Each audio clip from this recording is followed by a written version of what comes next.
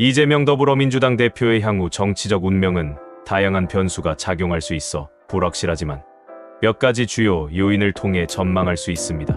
첫째, 법적 문제에 있어서 이재명 대표는 여러 건의 법적 문제에 휘말려 있습니다. 특히 2023년 말부터 2024년까지 그를 둘러싼 대장동, 성남FC 후원금 의혹 등과 같은 검찰 수사가 진행 중이거나 재판이 열리고 있습니다. 이재명 대표가 법적 문제에서 어떤 결과를 받느냐에 따라 그의 정치적 생명은 크게 달라질 수 있습니다.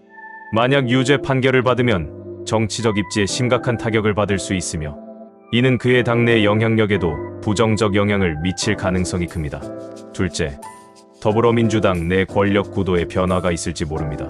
이재명 대표는 당내에서 독보적인 지지 기반을 갖고 있지만 당내에서 그의 리더십에 반대하거나 경쟁하려는 세력도 존재합니다. 특히 2024년 총선에서 압도적인 승리를 거두었음에도 법적 리스크가 불확실하고 너무 크기 때문입니다.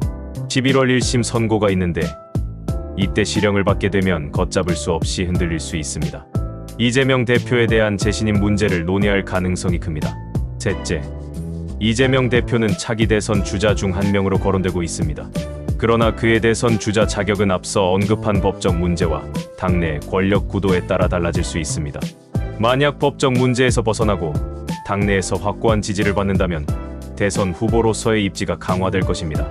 그러나 법적 리스크가 현실화하면 당 내외에서 반대 세력과의 갈등이 심화되면서 대선 주자의 지위에 도전하는데 어려움을 겪을 수도 있습니다. 넷째, 국민 여론과 지지율 측면에서 보면 이재명 대표는 꾸준한 지지층을 보유하고 있는데요. 그러나 그의 정치 행보와 법적 문제에 대한 국민 여론이 중요한 변수가 될 것입니다. 이재명의 운명은 오직 법적 리스크에 달려 있지 않겠습니까?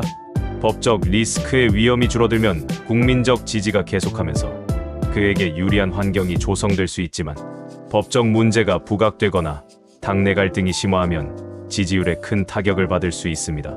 따라서 이재명 대표의 향후 정치적 운명은 법적 문제와 그에 따른 당내 권력 구도, 국민의 여론 등 복합적인 요인에 의해 결정될 것입니다. 그가 이러한 변수들을 어떻게 관리하고 극복하느냐에 따라 그의 정치적 미래는 크게 달라질 수 있을 것입니다. 그러나 지금 대한민국의 상황을 보면 이재명 대표의 앞날은 뿌연 안개의 늪을 걷는 것과 같지 않겠습니까? 아직은 누구도 이재명의 앞날을 예측할 수 없다는 말입니다. 민주당이 검사 탄핵과 김건희 여사 특검을 성공적으로 밀어붙이면 상황이 반전될 수도 있습니다.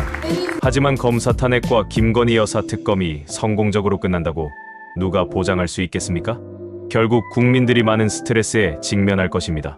성숙한 민주주의를 추구하려고 하나 국민의 입장에서도 마음대로 되지 않을 듯합니다.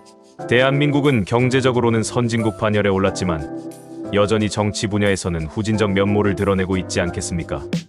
향후 50년 후의 대한민국을 예측할 때 별로 희망이 보이지 않아 딱히 무슨 말을 해줄 수가 없습니다. 적어도 출산율 세계 꼴찌라는 불명예에서 탈출하지 않으면 말입니다. 지금까지 챗GPT의 생각이었습니다.